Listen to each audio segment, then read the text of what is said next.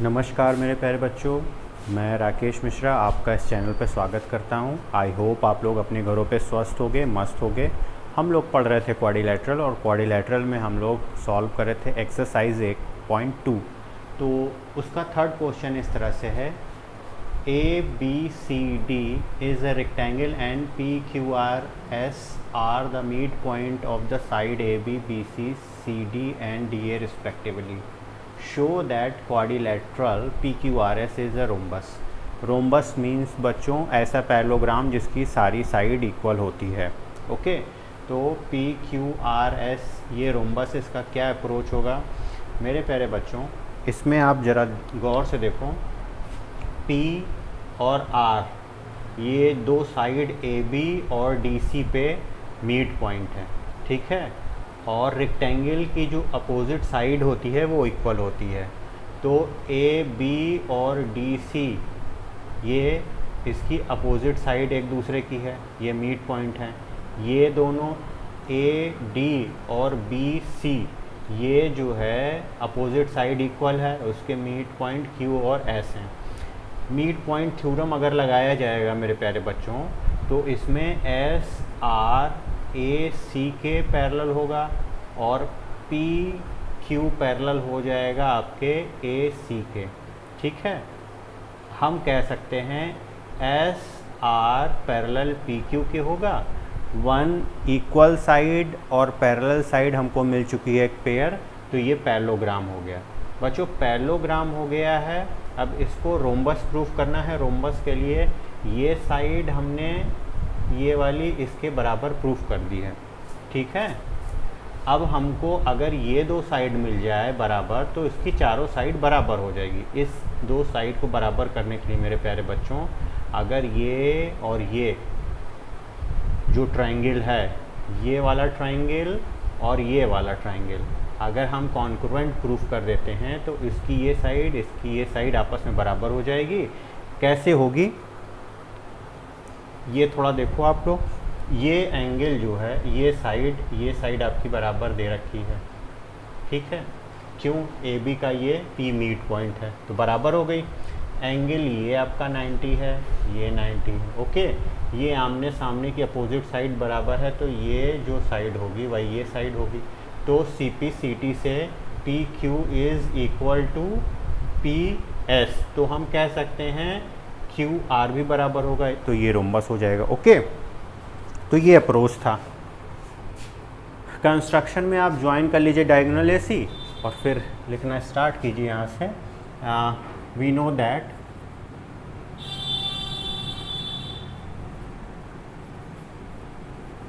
if S and R be the middle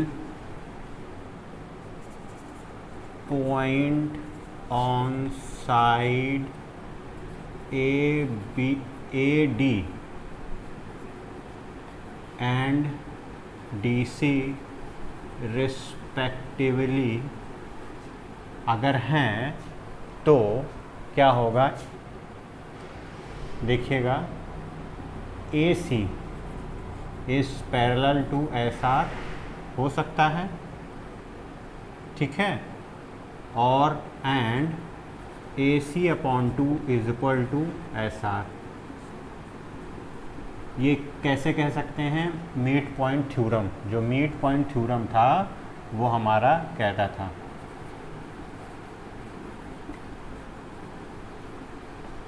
ठीक। ये किस ट्रायंगल में है? ट्रायंगल ACD में, ठीक है। अगेन ट्रायंगल ACB क्या हो जाएगा? AC पैरेलल टू आपका होगा PQ and AC/2 is equal to हो जाएगा PQ। ये भी मीट पॉइंट थ्योरम से होगा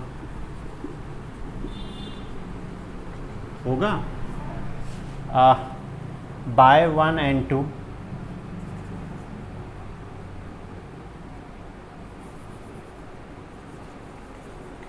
from above.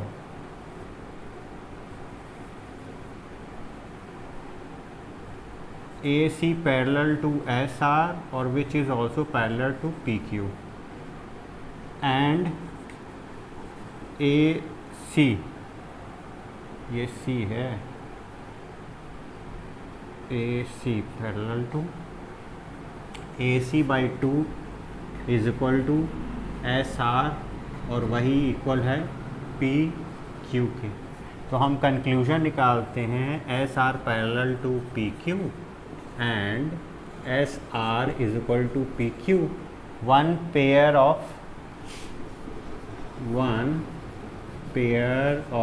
parallel and equal opposite side of quadrilateral। तो ये क्या बना देगा, ये बना देगा PQRS is पैरेललोग्राम। ठीक है, अब ये क्लियर हो गया PQRS पैरेललोग्राम है, ये इसके पैरेलल हो गया है और इक्वल साइड है, तो ये इसके पैरेलल और इक्वल साइड हो गया है। लेकिन अभी ये और ये आपस में पैरेलल नहीं है, तो अब ये करना था, तो थोड़ा सा मिटा दिया जाता है, यहाँ से मिटा देते हैं।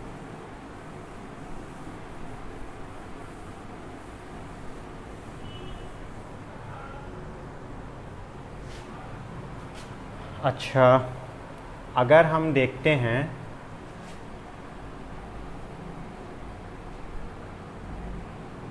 AC sorry AP is equal to PB, ये गिवन है। ठीक है, angle A is equal to angle B, ये 90 गिवन है। ठीक है, फिर मेरे प्यारे बच्चों AS is equal to BQ, ये भी आपका क्या है, गिवन है। ठीक है, ये सब गिवन है, तो ये SAS by congruency of SAS triangle APS is congruent APS, तो यहाँ BPQ ट्राइंगल कॉन्करेंट होगा, तो by CPCT PS equal to PQ होगा, और PQ आपका बराबर था SR के, और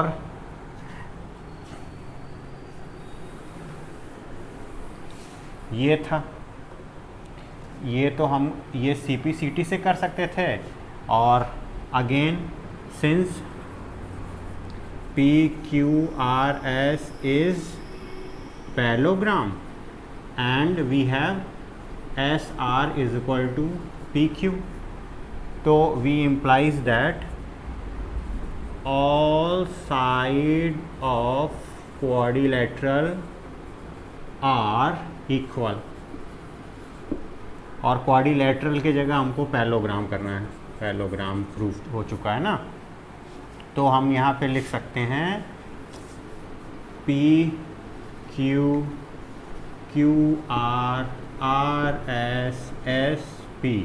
ये बराबर हैं, ये अब इम्प्लाइज करेगा PQRS इज रोम्बस। क्यों भाई? बच्चों क्वेश्चन नंबर 4 कह रहा है हमसे ABCD is a trapezium in which ABCD is a trapezium in which AB is parallel to DC, okay, and BD is the diagonal and A is the middle point of side AD का middle point E है। A line is drawn through E से एक line बनाई जाती है parallel to AB intersecting BC पे at a point F, show that F is middle point of line B C. ये आपका मिड पॉइंट है, ये शो करना है, ई गिवन है। तो मेरे बच्चों ये A B C D E F G मान लो, या कुछ नहीं दिया इंटरसेक्टिंग पॉइंट। इसमें बच्चों मीड पॉइंट थ्योरम लगा दो। उसका इन्वर्स कहता है अगर दो पैरेलल लाइन दी गई हैं और एक पॉइंट अगर इसका मीड पॉइंट है तो ये भी इसका मीड पॉइंट होगा। इट्स मीन कि ये और ये आपस में बराबर होंगे। अब इसमें मीड पॉइंट लगा दो क्योंकि ए बी पैरेलल दे रखा था किसके, डी सी के, ये ऊपर है, ठीक है। अगेन अब यहाँ पे पैरेलल टू ए बी ये तो था ही आपका, ठीक। अब ये लाइन आपकी जो है इसके पैरेलल और इसके पैरेलल है और ये मीड पॉइंट है, तो यानी कि ये इसका मीड पॉइंट होगा, ठीक है। ये इसका अप्रोच था। सॉल्यूशन आइए देखते हैं।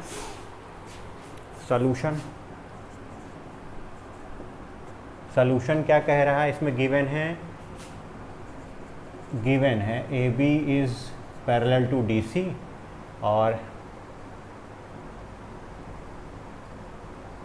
ई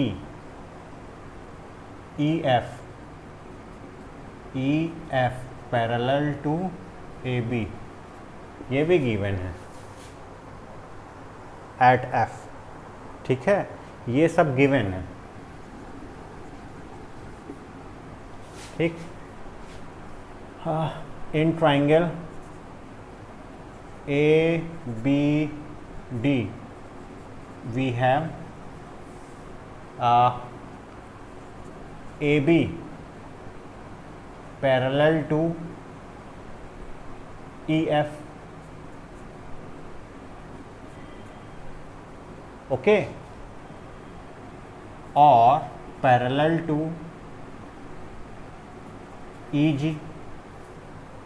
जी एक बीच में इसके पॉइंट दे रखा था ना इंटरसेक्टिंग, जब ए बी के पैरेलल है तो इसके होगी ही। ये एम्प्लाइज करेगा क्या, A B is parallel to E G, ठीक है।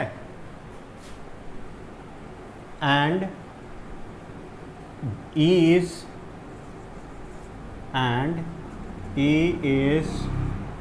Mid point of A D.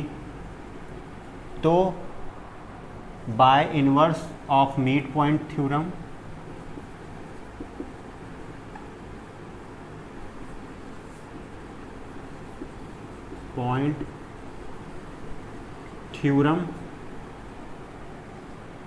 A B